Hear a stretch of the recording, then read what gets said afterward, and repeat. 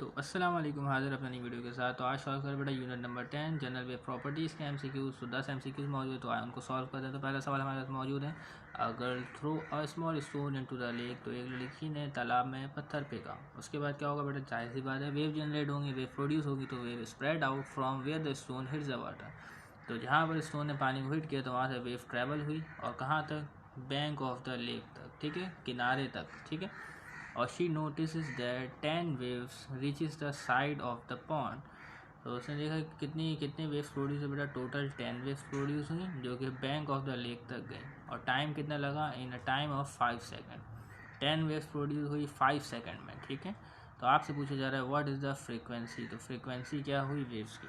तो आपको बताया था बेटा एक फ्रीक्वेंसी का फॉर्मूला फ्रीक्वेंसी पढ़ाते हुए कि नंबर ऑफ़ वेव्स, ठीक है, number of waves produce divided by time. तो जब आप इस तरीके से करेंगे तो आपको फ्रीक्वेंसी पता चलेगी। तो नंबर ऑफ़ वेव्स कितने प्रोड्यूस हो रहा है आपके पास? 10, और टाइम कितना लगा आपको? 5 सेकेंड, ठीक है।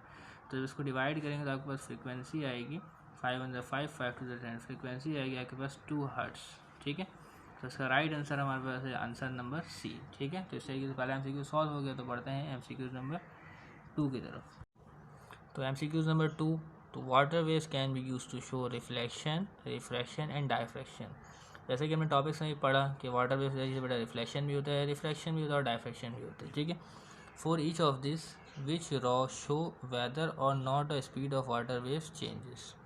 तो आपने बताना है कि बेटा किस में speed of the water waves तब्दील होता है या नहीं होता है, कौन सी रॉ में? ए वाली रॉ में, बी, सी, डी। तो इन रॉ में आपको चेक करना है, ठीक है, कि speed of the wave water waves तब्दील होती है कि नहीं होती, ठीक है। तो बेटा आप जानते हैं बेटा रिफ्लेक्शन में क्या है, speed of the water waves से कोई फ़र्क नहीं पड़ता था, ठीक है। तो यहाँ जो है speed of the water waves तब्दील नहीं होती, ठीक है। और रिफ्रैक्शन में क्या है बेटा? Speed of the water waves तब्दील होती है, क्योंकि आपके पास क्या है बेटा? शैलो वाटर और डीप वाटर की वजह से क्या है बेटा? Speed of the water waves तब्दील होती है। तो डीप वाटर में speed of the water waves ज़्यादा होती है, जबकि शैलो वाटर में speed of the water waves कम होती है, ठीक है। और डायफ्रैक्शन में बेटा speed of the water wave से कोई फ़र्क नहीं पड़ता, ठीक है।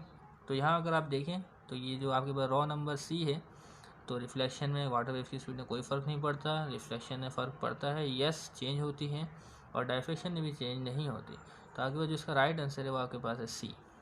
क्लियर है? तो एमसीक्यूज नंबर 3 जिसमें मौजूद है, the diagram shows water wave that move more slowly after passing into a shallow water. तो किस डायग्राम में वाटर वेव जो है वो स्लोली मूव कर रहा है इन द शैलो वाटर, ठीक है, शैलो वाटर में जाने के बाद। तो कौन सी डायग्राम ठीक है? तो बेटा पहली डायग्राम ठीक नहीं, इसमें देखें ये क्या है बेटा? ये डीप वाटर का हिस्सा है, ठीक है, और ये शैलो वाटर का हिस्सा है। तो यहाँ पे तो बेटा कुछ भी इफेक्ट नहीं हुआ। तो वेव फ्रंट के दरमियान जो फासला है वो भी सेम है, वेव फ्रंट के दरमियान जो फासला है वो भी सेम है, तो इसमें कुछ भी नहीं हुआ। तो ये पिक्चर दुरुस्त नहीं, ठीक है। तो इसमें जो है बेटा रिफ्रैक्शन हो रहा है वो ठीक नहीं हो रहा, ठीक है। तो इसी के अलावा आप इसमें देखते हैं, तो इसमें देखेंगे आपके देखें जो वेव फ्रंट के बीच जो फासला है, ठीक है, जैसे क्या हुआ बेटा? रिफ्रैक्शन हुआ, डीप वाटर से शैलो वाटर के हिस्से में गई वेव। तो क्या है बेटा? वेव ने अपनी डायरेक्शन भी तब्दील कर ली और वेव फ्रंट के दरमियान फासला भी कम हो गया, और यहाँ पे क्या होगा? आपकी जो वेव स्पीड है वो भी क्या हो जाएगी बेटा? कम हो जाएगी, ठीक है ना। ठीक है, तो ये आंसर क्या है हमारे पास? राइट है। अब इसको देख लें, इसमें क्या है बेटा? वेव फ्रंट के दरमियान जो फासला है वो तो ज़्यादा है, लेकिन जैसे ही रिफ्रैक्शन हो रहा है, शैलो वाटर में जा रहा है, वेव फ्रंट में फासला तो कम हो रहा है, लेकिन यहाँ पे क्या है आपके पास? इसमें रिफ्रैक्शन नहीं हो रहा, ठीक है, वेव्स की डायरेक्शन तब्दील नहीं हो रही। तो ये डायग्राम भी ठीक नहीं, ये डायग्राम भी ठीक नहीं, ये डायग्राम भी ठीक नहीं। तो डायग्राम कौन सी ठीक है? वो ये वाली ठीक है। इसमें क्या है बेटा? जैसे ही रिफ्रैक्शन हो रहा है तो वेव फ्रंट के दरमियान फासला कम हो जा रहा है, ठीक है, उसकी डायरेक्शन भी तब्दील हो जा रही है, उसकी स्पीड भी कम हो जा रही है, ठीक है। तो आप इसको रिफ्लेक्शन में भी देख सकते हैं, जैसे कि यहाँ पे पिक्चर मौजूद है, ठीक है। तो ये देखें डीप वाटर से जो वाटर वेव्स हैं, ठीक है, ये ट्रैवल कर रही हैं, और देखें आप इसके वेव फ्रंट के दरमियान जो फ़र्क है वो ज़्यादा है, और जैसे ही रिफ्रेक्शन हो रहा है तो वेव फ्रंट के दरमियान जो है आप देखेंगे डिस्टेंस में कमी वाक़ हो गई, ठीक है। तो इसमें भी ऐसा ही हुआ, तो वेव फ्रंट के दरमियान कमी वाक़ हो गई और उसकी स्पीड भी यहाँ पे स्लो हो गई। तो इसका जो राइट आंसर है वो आपके पास कौन सा बेटा? थर्ड है। क्लियर है? तो इसी तरीके से एमसीक्यू नंबर 4 मौजूद है। तो the diagram shows a water wave approaching a barrier with a gap. तो एक वाटर वेव्स है हमारे पास, ये वाटर वेव्स हैं, ठीक है, दो वाटर वेव्स होंगी तो बहुत सारी। तो यहाँ पे वेव फ्रंट ड्रॉ कर दिया गया है, वेव फ्रंट जो है क्रस्ट के ऊपर ड्रॉ करते हैं, ठीक है। तो क्या है बेटा? ये बैरियर है, जिसमें क्या होगा बेटा? डायफ्रैक्शन होगा। तो जब ये जो डायरेक्शन ऑफ वेव है, जब ये बैरियर के करीब जाएंगी, ठीक है, जब बैरियर से टकराएंगी, तो यहाँ से क्या है बेटा? आपके पास एक सर्कुलर वेव फ्रंट बनेगा, सर्कुलर वेव प्रोड्यूस होगा। कैसा वेव प्रोड्यूस होगा बेटा? सर्कुलर वेव प्रोड्यूस होगा। हर अभी पढ़ते हैं इसको क्या लिखा हुआ है, the wave reaches point P. What is the name of the effect that causes the wave to reach point P. ठीक है, वेव जो है वो पहुंची पॉइंट पी पे और उसके ज़रिए से फिर बेटा कौन सा इफेक्ट प्रोड्यूस होगा। ठीक है, एट पॉइंट पी पे जैसी वेव यहाँ पहुंचेगी और यहाँ पे कौन सा वेव प्रोड्यूस होगा बेटा, कौन सा इफेक्ट प्रोड्यूस होगा, तो जो इफेक्ट जो प्रोड्यूस होगा उसका नाम होगा बेटा डायफ्रैक्शन। तो यहाँ पे जब भी वेव्स पहुंचेगी तो बेटा यहाँ पे डायफ्रैक्शन का अमल होगा। ठीक है, और सर्कुलर आपके पास वेव्स बनेंगी। क्लियर है, इसको भी हमने टॉपिक्स पढ़ा है, अगर आपको मसाइल है तो उन टॉपिक्स को ज़रूर देखें। ठीक है, इसी जगह जो 5वां MCQ आपके पास मौजूद, इसमें लिखा हुआ है water waves pass from deep into shallow region, then reflected the characteristics of wave which will remain constant। तो वाटर वेव बेटा डीप से शैलो रीजन में रिफ्लेक्ट हुई तो उसके बाद जो कैरेक्टरिस्टिक वेव की कौन सी खसूसियात है जो कि कांस्टेंट रहती है, फिक्स रहती है और चेंज नहीं होती। ठीक है, रिफ्रैक्शन होने के बाद तो आप जानते हैं वो चीज़ क्या है जो तब्दील नहीं होती, वो आपके पास है फ्रीक्वेंसी। तो फ्रीक्वेंसी जो है वो आपके पास तब्दील नहीं होती। ठीक है ना, आपके पास वेव लेंथ भी तब्दील हो जाती है, डायरेक्शन भी तब्दील हो जाती है, स्पीड भी तब्दील हो जाती है, लेकिन फ्रीक्वेंसी स्टेज सेम। तो आप रिफ्लेक्शन का पोर्शन पढ़ेंगे तो वहाँ पे आपको मिलेगा कि फ्रीक्वेंसी जो है वो तब्दील नहीं होती। इसीलिए जो 6ठा MCQ आपके पास मौजूद, इसमें लिखा हुआ है which is not a characteristics of wave. तो यहाँ पे कौन सा पार्ट जो कैरेक्टरिस्टिक ऑफ वेव नहीं है, तो वो आपके पास है बेटा सी। तो मैस जो है वो वेव की कैरेक्टरिस्टिक नहीं है, जबकि एम्पलीट्यूड भी वेव की कैरेक्टरिस्टिक है, पीरियड भी वेव की कैरेक्टरिस्टिक है और वेलोसिटी भी वेव की कैरेक्टरिस्टिक है। तो 7वां MCQ है जिसमें लिखा हुआ है when an oscillating object is in simple harmonic motion तो its maximum speed occur when the object is at its. तो जब सिंपल हार्मोनिक मोशन हो रही हो तो उसकी मैक्सिमम स्पीड किस पोजीशन पर होगी।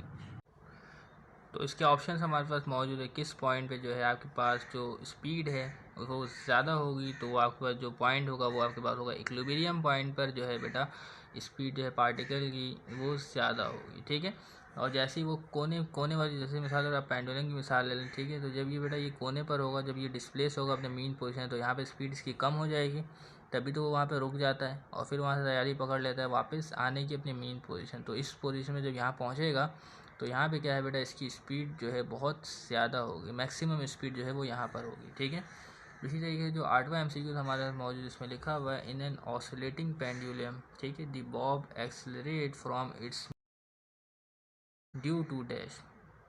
तो इन ऑसिलेटिंग पेंडुलम में क्या होता है कि बेटा जो एक्सेलरेट करता है from its extreme position due to what, तो किसकी वजह से एक्सेलरेट करता है, वो आपके पास है ग्रेविटेशनल फोर्स की वजह से एक्सेलरेट करता है। तो अगर ये पेंडुलम यहाँ पे मौजूद है तो आप जानते हैं कि बेटा इसके ऊपर वेट के कंपोनेंट अप्लाई हो रहे होते हैं, तो ये अगर स्ट्रिंग से बना हुआ है तो टेंशन की जो डायरेक्शन होती है वो ऊपर होती है और इसका एक वेट कंपोनेंट होता है जो इसके बिल्कुल अलॉन्ग द स्ट्रिंग होता है। ठीक है, जो कि आपके पास मौजूद होता है mg cos थीटा, और इसी तरीके से वेट का एक और कंपोनेंट होता है जिसकी डायरेक्शन होती है टूवर्ड्स द इक्विलिब्रियम पॉइंट, उसको क्या कहते हैं बेटा mg sin थीटा। तो इस mg sin थीटा में क्या है बेटा g मौजूद है, तो वो होती है बेटा ग्रेविटेशनल फोर्स। ठीक है, तो in an oscillating pendulum the bob accelerate from its extreme position, ठीक है, ड्यू टू ग्रेविटेशनल फोर्स। तो ग्रेविटेशनल फोर्स की वजह से वो अपनी मीन पोजीशन की तरफ एक्सेलरेट होता है एक्सट्रीम पोजीशन से। ठीक है, तो इसी तरीके से आपके पास जो 9वां MCQ है उसमें लिखा हुआ है in the ball and bowl system the mean position is at. तो कहाँ पर होता है बेटा बॉल एंड बाउल सिस्टम में उसकी मीन पोजीशन, तो वो होती है बेटा आपके पास सेंटर ऑफ बाउल पर। ठीक है, तो यहाँ पर ऑप्शन है the earth, floor of the bowl, centre of a bowl, extreme position. तो आपके पास क्या है बेटा सेंटर ऑफ अ बाउल।